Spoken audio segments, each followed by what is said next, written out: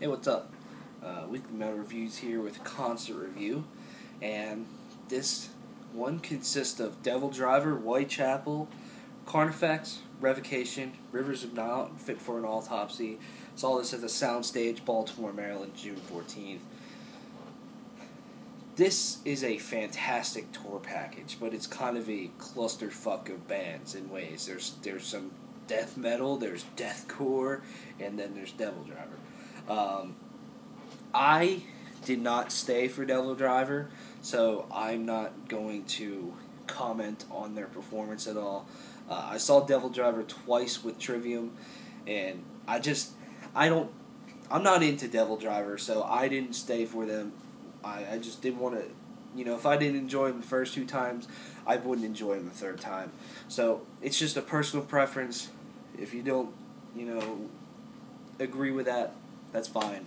But that's just me.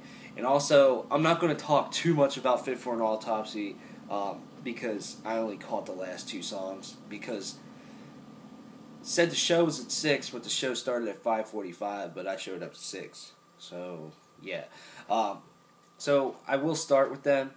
I caught the song The Jackal, Still We Destroy, and I think they played Tremors.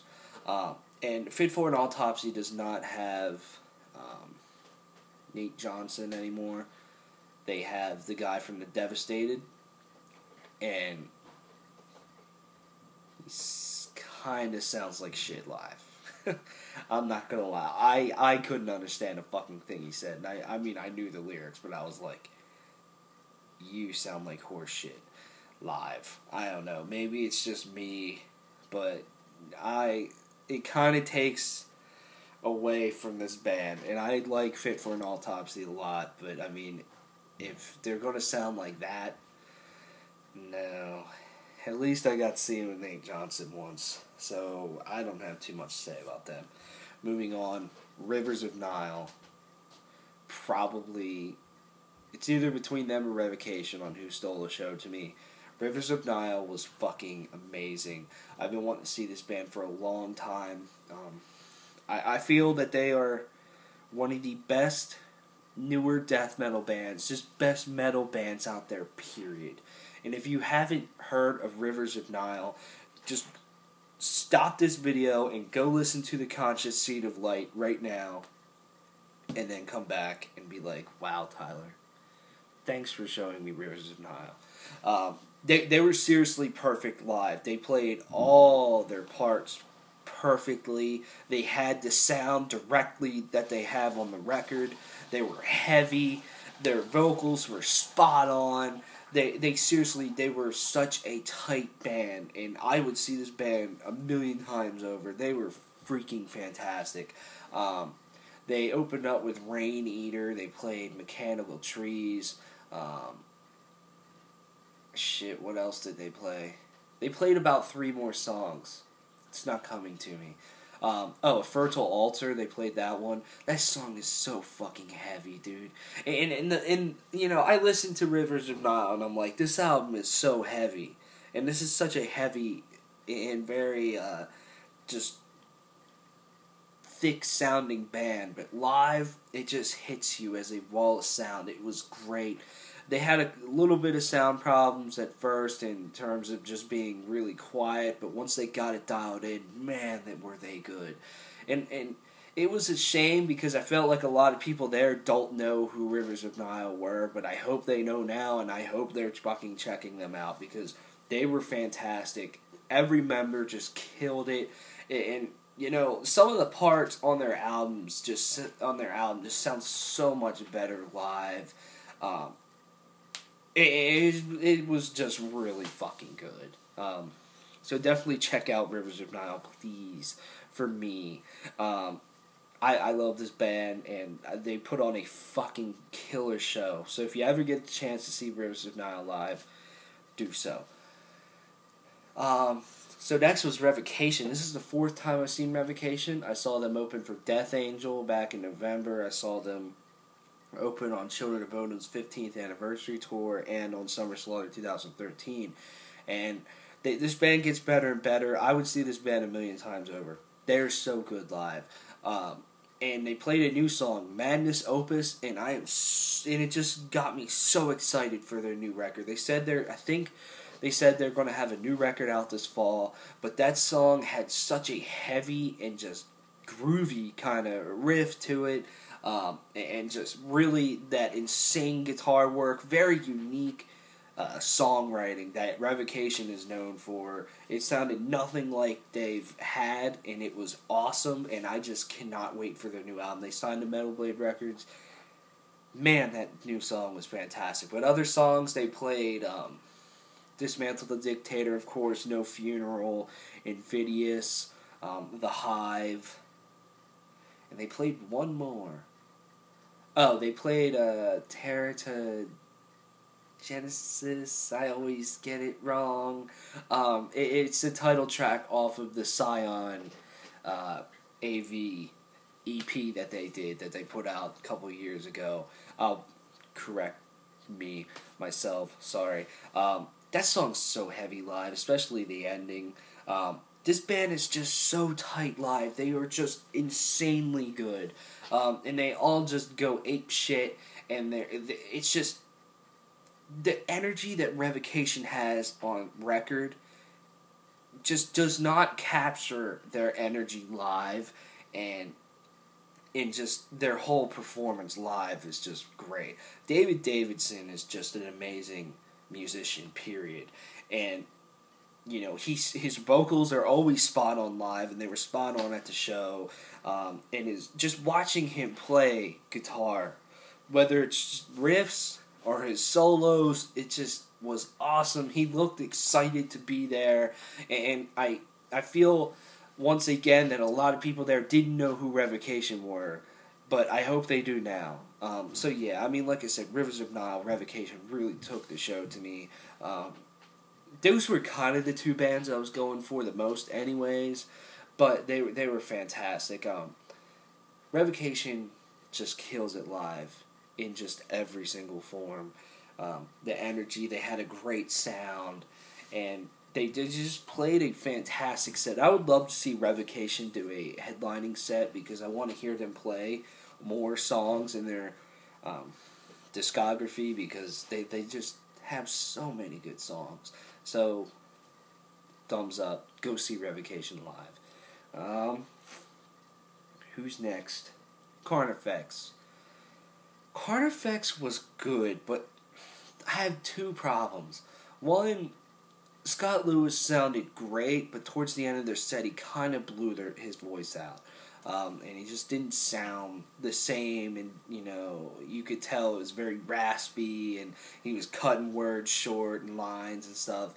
So he kind of blew his voice out, but he sounded really good. Like, some of his guttural vocals were just like, oh my god, dude, like, he sounded so gross. It was great. But I think the biggest problem is that their sound felt empty. Something felt empty, and it wasn't with the guitars. It was with the drums, I felt. I felt like their drummer, was just not even hitting the snare. It was weird. There was no sound to the drums, and it was just, they were too quiet almost, I guess. And I guess maybe if they would have beefed up their sound in the mix a little bit,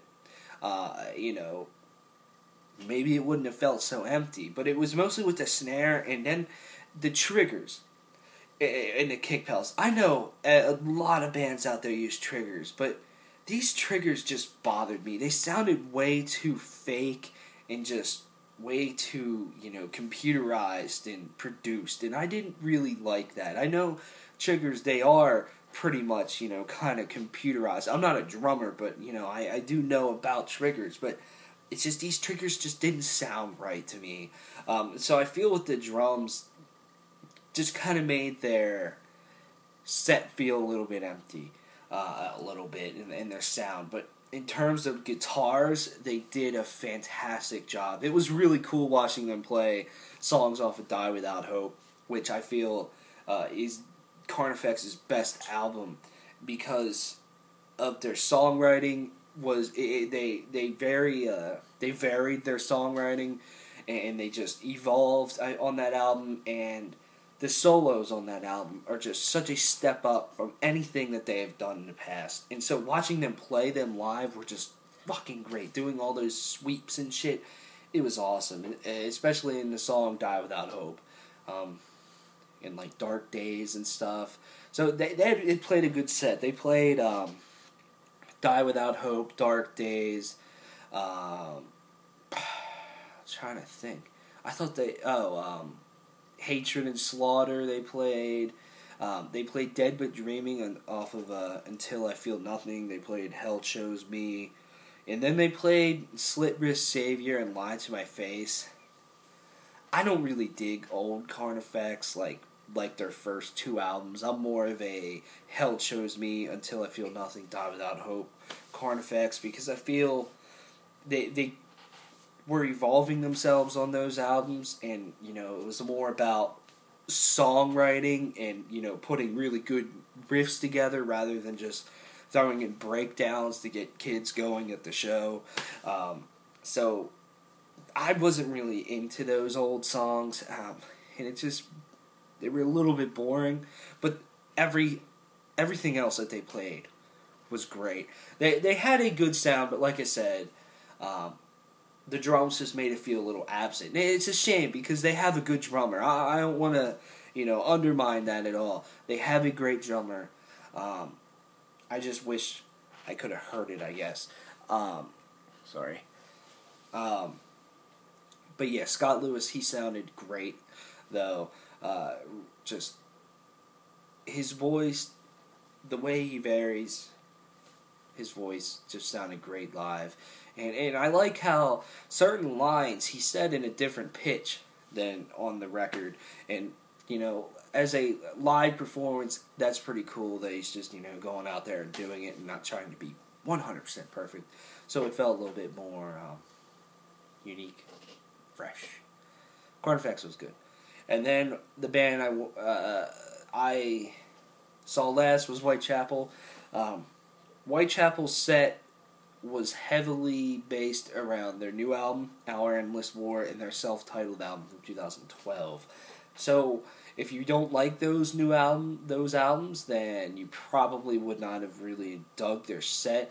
I personally really enjoy the self-titled album, and so that made me realize that, it's kind of a new era for Whitechapel, that, and they're not going to go, at least I feel anytime soon, they're not going to go back to This Is Exile, a New Era, Corruption, Somatic Defilement type of stuff, which the more as I watched their set, I'm like, man, I really miss that stuff, because they played like Possession, and I was just like, man, I forgot how great this was, because I haven't listened to This Is Exile in a long time, and I was just like, man, I want old Whitechapel back. But anyways, they did sound fantastic. This is my 6th time seeing Whitechapel, and I enjoy seeing them every time, and it was cool seeing them in Baltimore, because they haven't been to Baltimore in a fucking long time.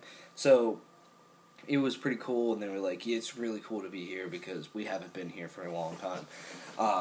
So the songs that they did play, they played off of Our Endless War. They played the title track, The Saw Is the Law, Worship the Digital Age, and Mono. And during Mono, they got a Wall of Death going, and it literally, the entire floor was a mosh pit. And when I say the entire floor was a mosh pit, the entire floor was a mosh pit. It was like, it was crazy. And the security, right at the front of the stage, was kind of stood up to make sure nothing was going to happen. I was looking over at security once it started, and they were just like, holy shit, like, I don't know if they saw that before. They just couldn't believe how big it was, how many people were in it. It was pretty fucking crazy. I got trapped between a guardrail and a trash can. I had a trash can going into my nuts. So it kind of sucked. But it was pretty insane. I felt their new songs did sound good live, but it also made me realize how kind of simplistic and samey they all are. They all kind of are based around the open string, breakdown kind of as a verse, and then playing, switching to the first fret, and I was like, man, you're kind of writing the same riff, but just doing it in a different way, slightly every time. So I don't know, but they weren't bad. The title track, "Our Endless War," was great live because it has that energy to it. Other songs they played "Possession." I believe they played "Vice or Exciser." They played "Prosthetic Fluid Asphyxiation" or whatever it is. I always get it wrong off of "Somatic Vomit." They played "I Dementia." What else did they play? They played "Possibilities of Impossible Existence." They ended with that. They played a couple more songs, but it's not coming to me. But fuck. Oh, they played "Faces" off of the self-titled. I love that song, and just hearing that like middle part where they say "One Nation Under Hypocrisy," and it's just an open string like down, down, down, like. Hearing that live, it's just like, it hits you, and you're just like, oh, dude, this is great.